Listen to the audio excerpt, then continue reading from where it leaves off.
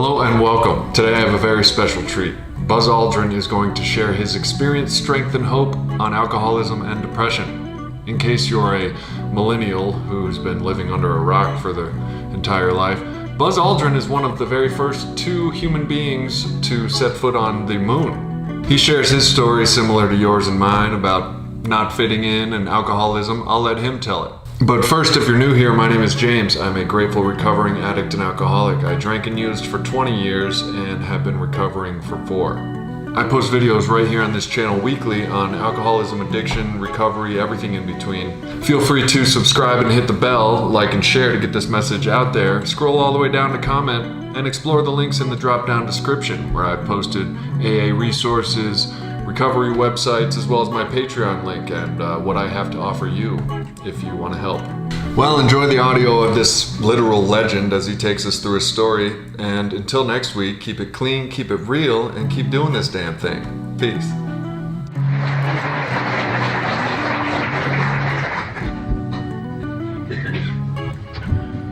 My name is Buzz Aldrin, and I'm an alcoholic. And I'm nervous too. I don't do this all that often, and I just hope that somehow we can get a nice informal rapport going, and that's kind of up to me to do.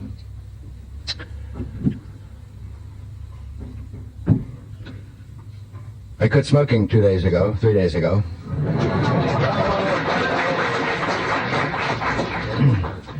But I also need to tell you that I quit smoking 4 years ago.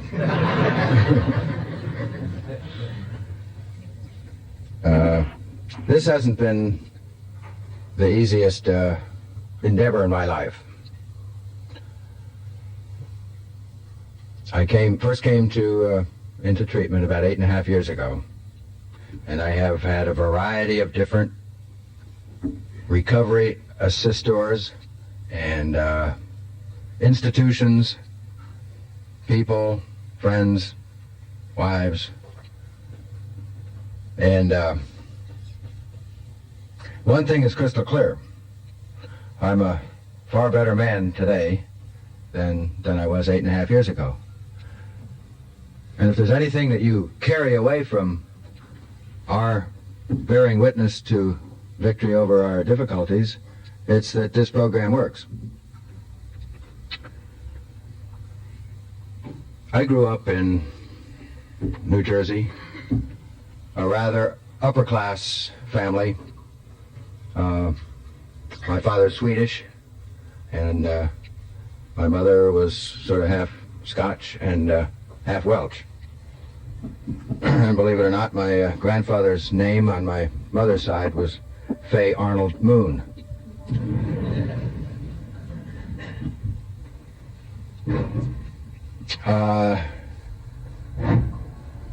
It was a well-to-do family. My father had been an early aviation pioneer. He learned to fly in 1917, and he was General Billy Mitchell's aide in the Philippines, where he met my mother, who was a daughter of an Army chaplain over there. And my father went on in his Air Corps assignments to command or to be in charge of the engineering school at Wright Field. And he was a commandant there for about 4, 5, 6 years. And since he had a doctor's degree from MIT, he observed and instructed most of the leaders that eventually became the major generals or the leading generals during World War II.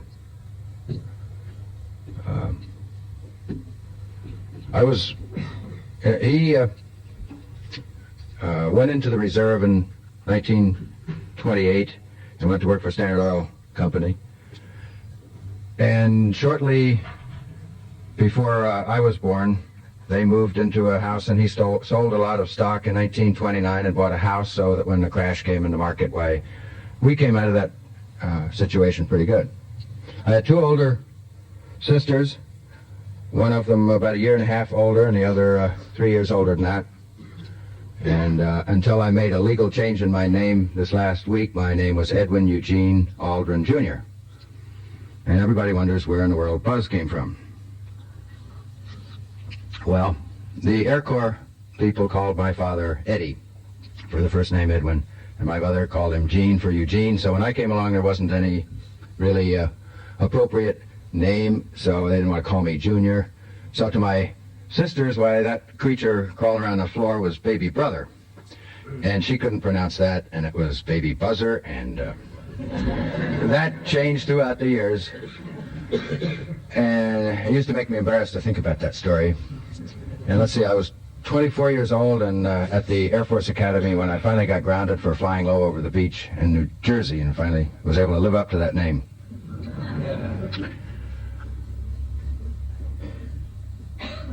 My family was involved in social situations that required them to, or at least I was exposed to the fact that highball was an item of social lubrication, or at least that seemed to be something that kept things going.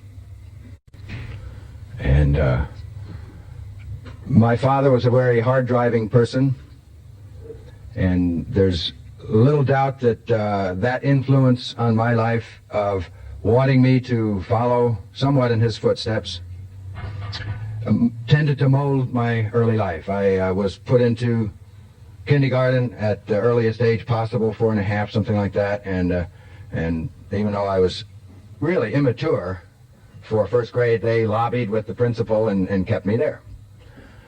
And that was great, because when I got out of high school at just a little over 17, I was near the top of my class, academically. But I didn't really fit in. I was very good in athletics. I was on a football team, on the first team, and a pole vaulter. I sure wouldn't want that to happen to my children. And the reason I'm giving you that background is because that, plus an ethnic background of Scandinavian, plus a lot of environmental situations, I think, brought on the alcoholism that saw its maturity a bit later in life than perhaps many of you might have seen. My mother was a very depressive person. I can remember when we were children that they would have their drink at the dining room table. My grandmother was living us at the time, and it was just constant bickering, and it just wasn't really what I would call a happy home environment. And my 2 older sisters got married, and they left, and I went to West Point. And I just don't think my mother enjoyed things. They moved from a house into an apartment, and she would associate with some of the New Jersey Shore ladies who would get together, and they'd have their drinking sessions, and that was her circle. And she didn't go socially where my father went. He'd go into New York and be in the Wings Club, or he got into Rotary. And that was the kind of environment that I grew up in, but I grew up as an achiever. An achiever who knew by the measure of my standing relative to those around me that somehow I had what it took in the particular test, however narrow it really was, but I really didn't deserve it because I didn't feel like I deserved it. And when I got to West Point young, I just didn't feel comfortable there. There were the older people and the people that socially got together, and there were some people who had a couple of years in the Army before. You know, the first Christmas that you're at West Point, at least it was that way then, you don't get to go home at Christmas. And of course I lived in New Jersey, and it was just a short ways up the river. During part of that Christmas vacation, the plebes are there, and a few upperclassmen are staying there with them. And I can remember getting a Coca-Cola and putting some aspirin in it, because, you know, things were just not that comfortable. And I don't think there was one smidgen of an effect that it ever had on me. But that's the frame of mind of what I mean, obviously I wasn't about to have someone bring in a bottle of whiskey. I wasn't that mature. And yet on graduation, of course, we're mature enough to command flights in combat, and we're mature enough to command platoons. But, you know, a lot of times I look back on those days in my youth, and I just shiver to think how ill-prepared I really was. And a lot of it was in my mind. Frankly, a good bit of my life on up until glimpses of peace and comfort in the last, I got to say, about 4 or 5 years, maybe 2 years. It was pretty good last week, as a matter of fact. It really is getting better. 2 months ago, I was in the pits, though.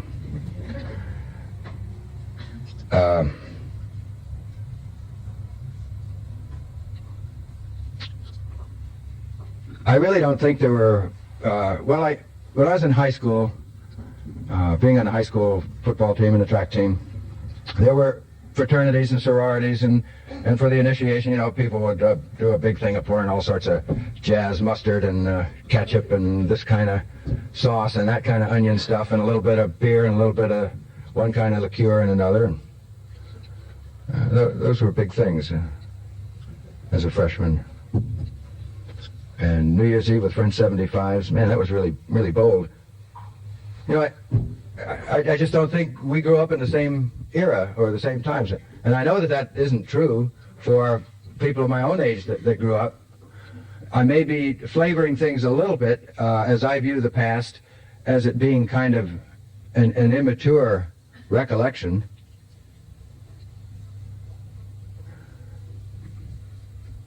I graduated third in my class at West Point, and of course, with the background of my father being in the Air Corps, I wanted all my life to get into airplanes to fly.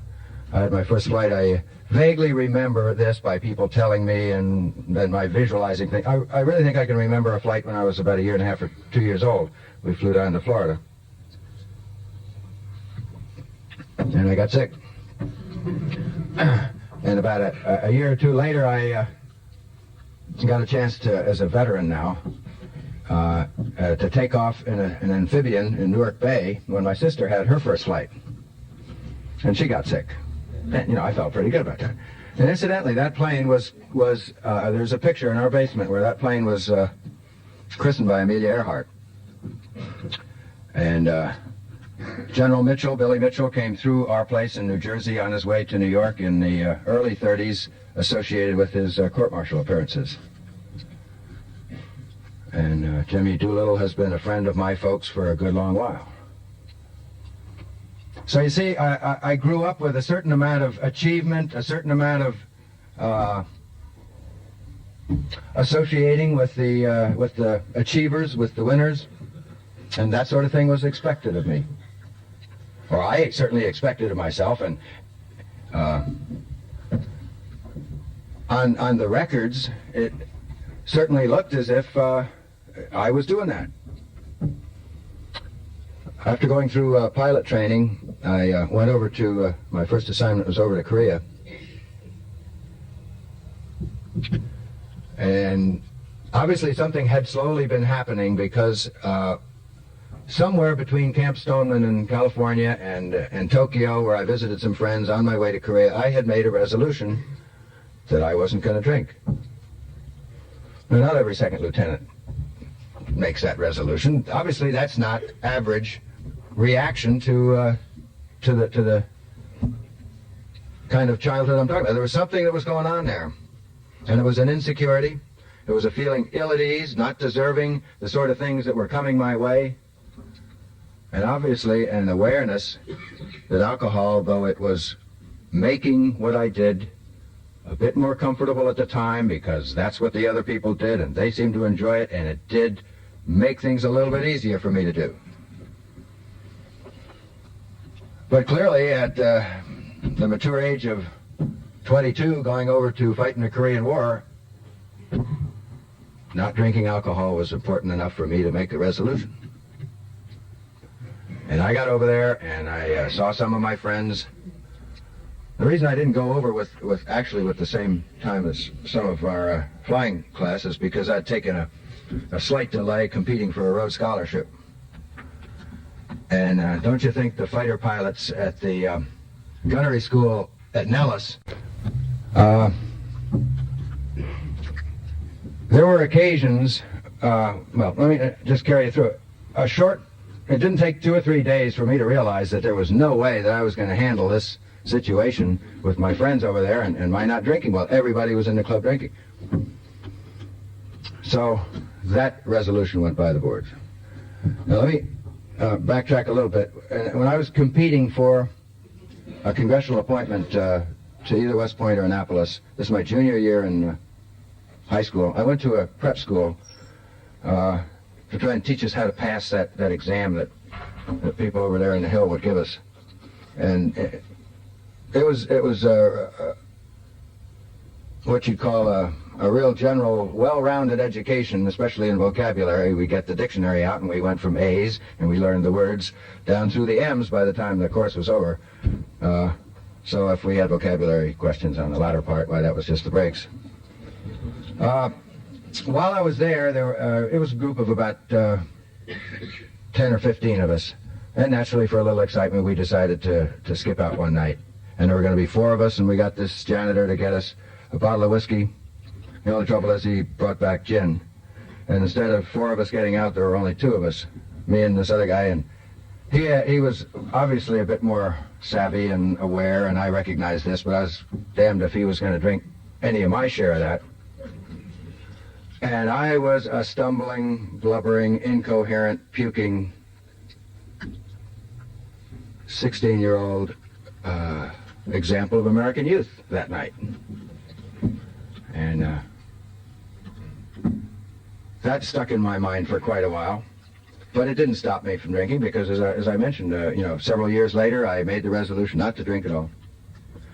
There were several occasions when I was in Korea when one in particular that I remember, it was on a training mission before we were qualified for combat, and something went a little wrong with the emergency fuel control, and I had to hold a switch in a spring-loaded position in order for the engine to operate normally. The fuel control had failed in a way that it was full on 100%, and the only way that you could get anything other than full power in this F-86 was to throw this switch. Of course, that was the same hand that you had to push the mic button on. So the whole operation was really not what you'd call smooth. I was trying to maintain formation with a guy, and I kept climbing high, and I lost him. And it was just a bad scene, and I didn't feel good about it. And I was obviously a little hungover. And when I got on the ground, I wasn't going to drink anymore. And that lasted 3 or 4 days. And there's always a reason why, that's not important anymore. Don't want you to get the impression I was a cream of American youth about this time. My military, well, I got married shortly after I came back from Korea at age 24. Slightly on the rebound from a turn down. And that marriage eventually lasted 19, 20 years. And we were assigned to the Air Force Academy. I was aide to the Dean of Faculty. Again, up on a pedestal. That was when I got caught for buzzing the beach when a guy was walking his dog along the coast in New Jersey at 5:30 in the morning. Nobody's supposed to do that. Oh, my God. That wasn't so bad, but the next day, Sunday morning, as I was leaving, I went up and down the beach, out over the shore, or over the ocean this time. Put the gear down, of course, so I could demonstrate to everybody that the airplane would fly slow. That same doctor had a pair of binoculars out, evidently. I had an efficiency report that was endorsed for the short period I was there as they used the term self-effacing. And, that made me feel bad. Here I thought I was a forceful, aggressive person, maybe a little on the shy side. I certainly wasn't the tiger, the life of the party of the captain who was the other general's aide.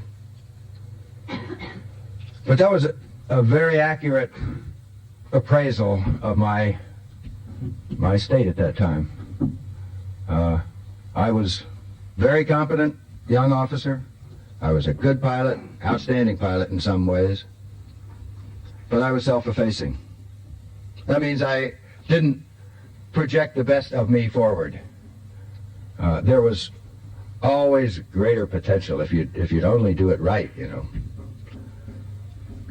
And I think there are a good number of us who have experienced living under maybe conditions similar to that. There's another breed of cat, and that's the very exuberant one, and he's the insecure one, who's maybe using the outward exuberance and joke-telling to maybe cover up some of the insecurity. We're all insecure, and we just manifest it in different ways.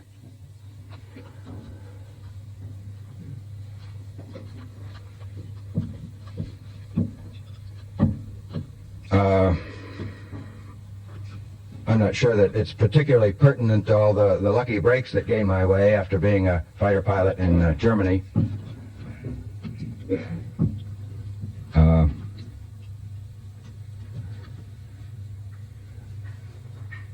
This particular wing we were in was F-100s, and because I got to pick my assignment when I left the Air Force Academy in, let's see, it was 1956. I pretty much had to pick the cream of assignments, and this was the hottest airplane that we had in the Air Force at that time, and it was in Germany, and looked like a really good assignment. We were in day fighters, and we, about halfway through that tour, converted over to tactical weapons delivery, nuclear weapons. And that's a humbling experience, transitioning from where you hassle the guy in the air to when you're on a 5 or 10 minute or 15-minute alert, and if you know if that happens to be the day, why, you're on your way, and it's a lonely feeling to be stooging at low altitude, 360 knots. Each tick on the map you have marked off, and it's not very sophisticated in those days. It was so many minutes, you're supposed to go so far. But it was a very imposing mission. And yet, one of the first times I was on alert, I had one tremendous hangover. Now, most everyone else did the same sort of thing. It didn't show quite so much, perhaps. When I left that assignment, I went back to MIT and had decided that fast reactions and fighter pilot business was great, and you know, I felt I could do that, and was on the squadron gunnery team representing our squadron in NATO. But somehow I just didn't want to be destined to that for the rest of my career, so I wanted to, I guess, take the same route that my father had, so I went back to school to MIT.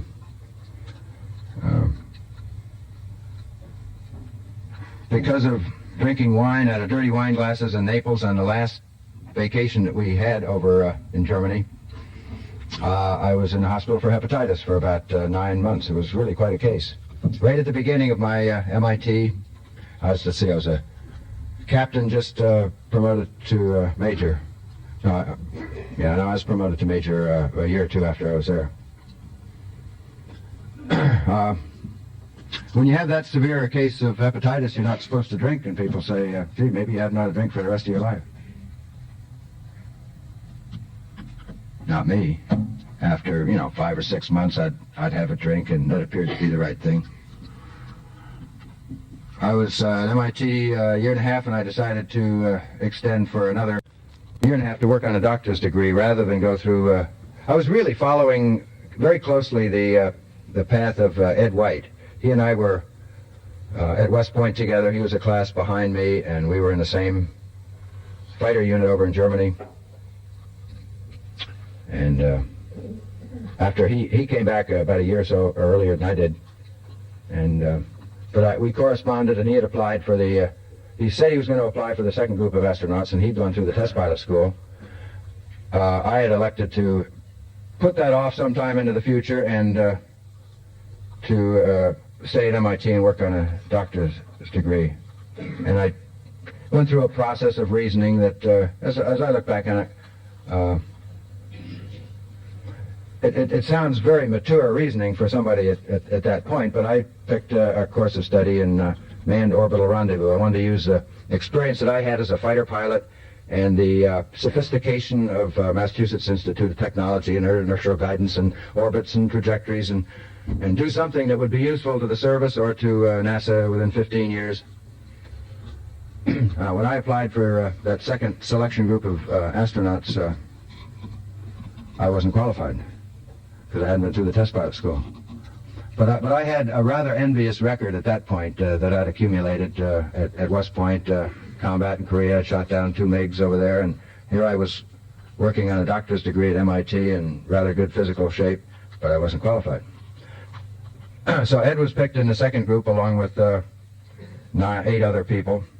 And that was in 1962, and they changed the rules in 1963, and you didn't need to be a graduate of the test pilot school. They put a little bit more emphasis on education.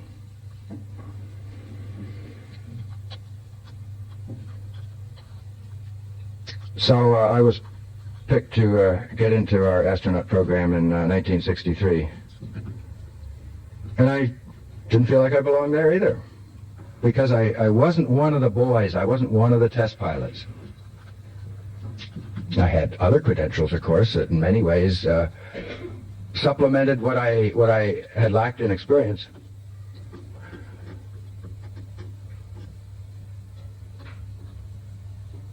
Those were rather productive years as I look back on what I was able to do in terms of having a small influence from what I studied at MIT, having an influence on the directions and sort of the methods in which we carried out our program. By this time I had 3 children, quite close together. 2 years about separated the first 2, and 10 months separated the second 2.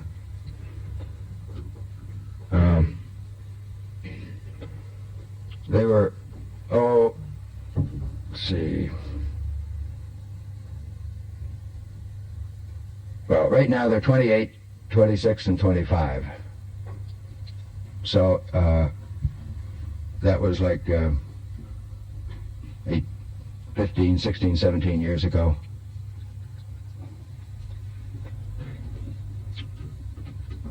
The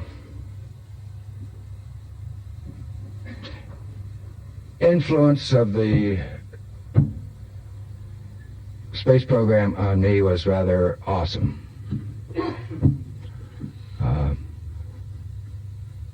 There are a lot of details that could explain why I happened to end up where I did, but a lot of it really was being in the right place at the right time.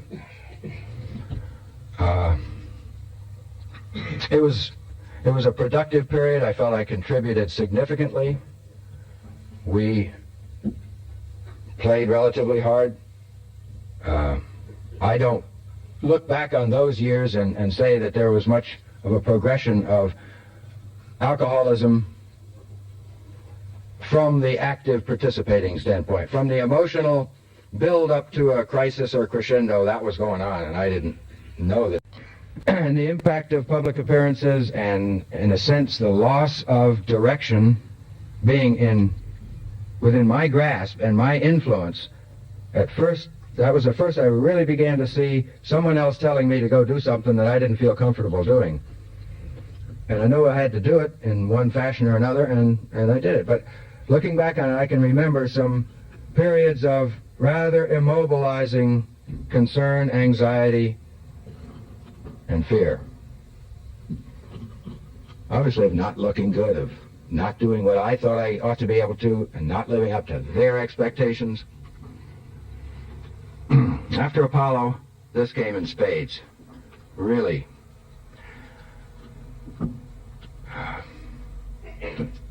The carrying out of the mission itself was unencumbered. It was just a beautiful experience to be a part of.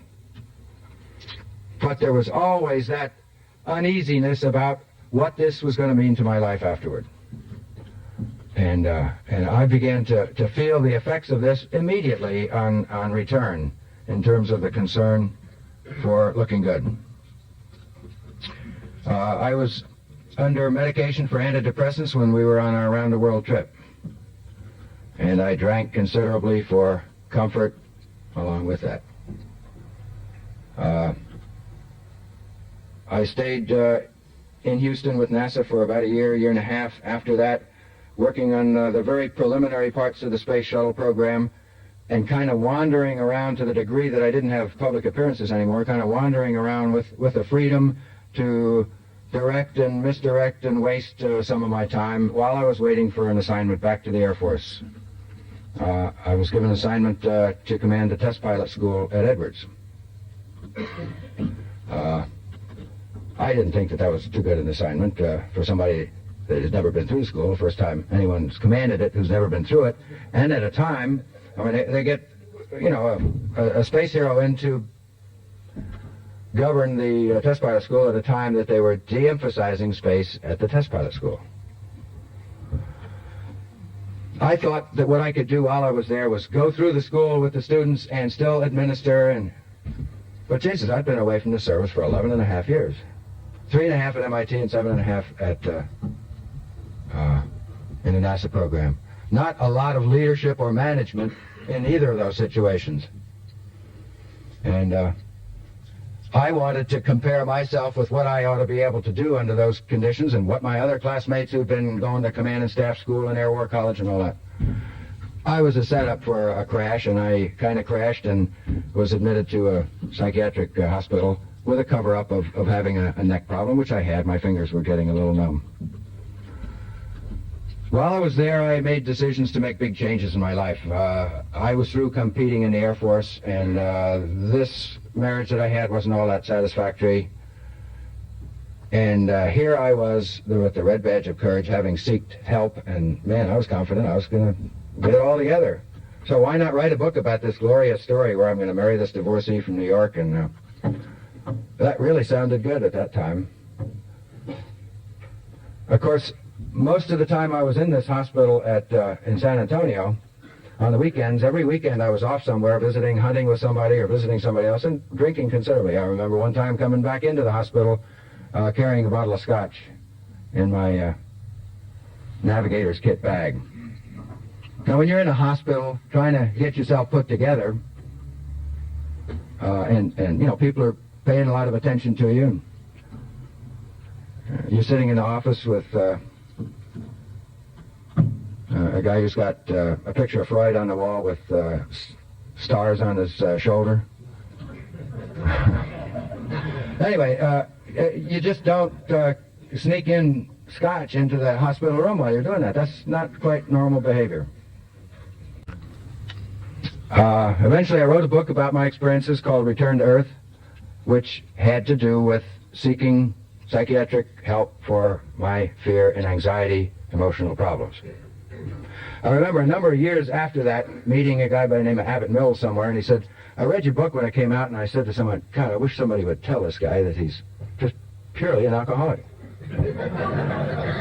This was in 1973 that I wrote the book. And big deal. I mean, the emotionally wounded guy, what happens? The National Mental Health Association nominates him as National Chairman of the Year. And guess what he gets to do? He gets to go around the country making public appearances. Well, it was about me this time, and you know, for a while that was an interesting story to talk about, my recovery from depression. Except I didn't quite make all of the appearances.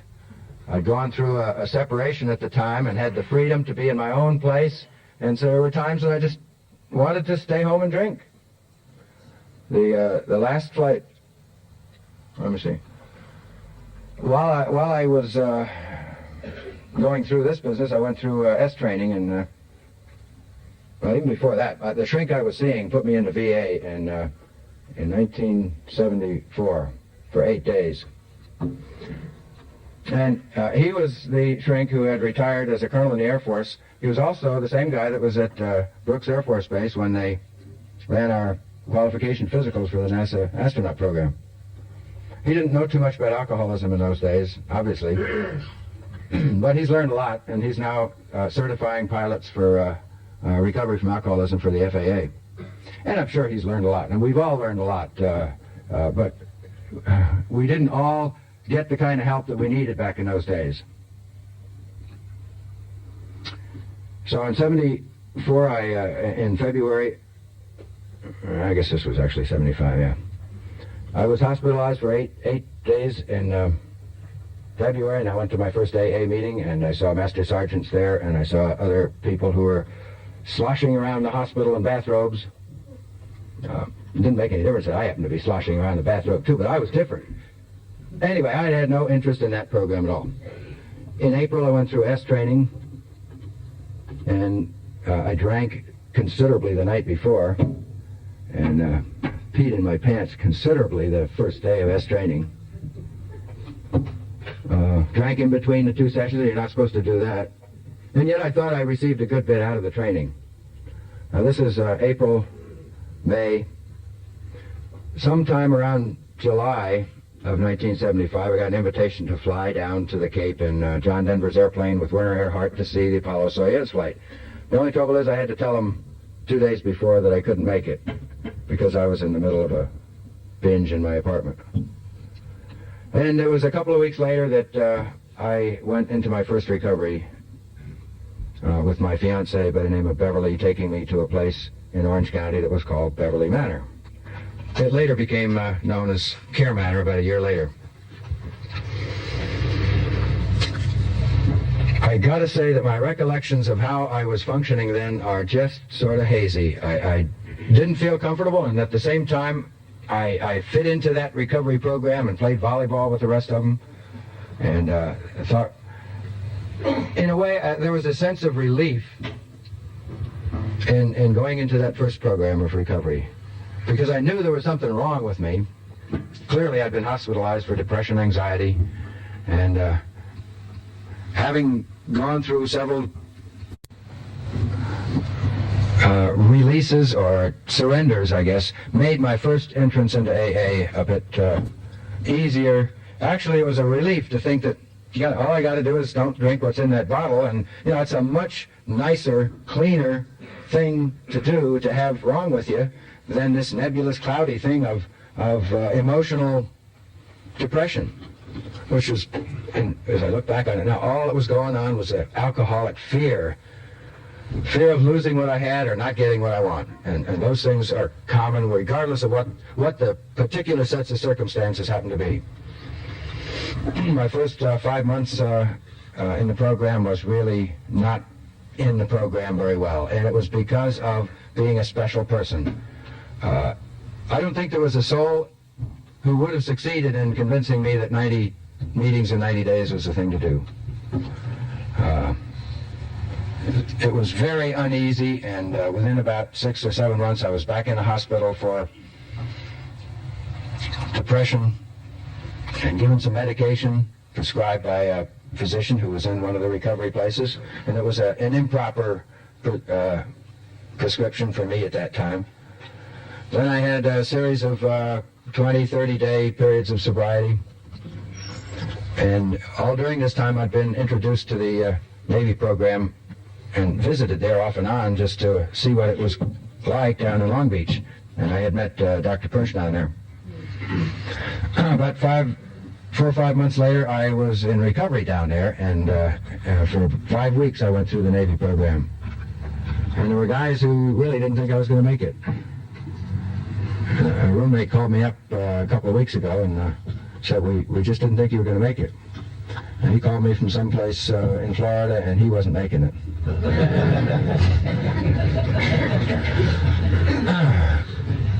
My first sponsor really was not tough enough on me, or I wasn't listening. I had another sponsor. I sort of picked him out because he had a lot of experience in depression, and I was going through a good bit of it. And after 5 months, I had another six-pack or a pint or whatever it was. And this is now 2 years of recovery, and I'm just not seeing any progress. So some of the people that I knew thought that maybe I ought to go see Clancy.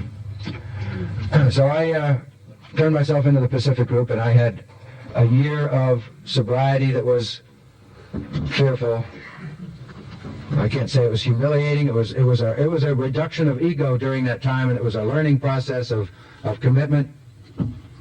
And it was all a very good period for me. I think Clancy would probably agree that we sort of wore each other out during that period. And I think he could see it coming, that as my first year approached, I took my cake, and before I'd taken 2 cakes, I was drunk again. And there was a relationship going on during the time. And that had a lot to do with it. I was trying to rescue and save somebody and be detached, and you just can't do that.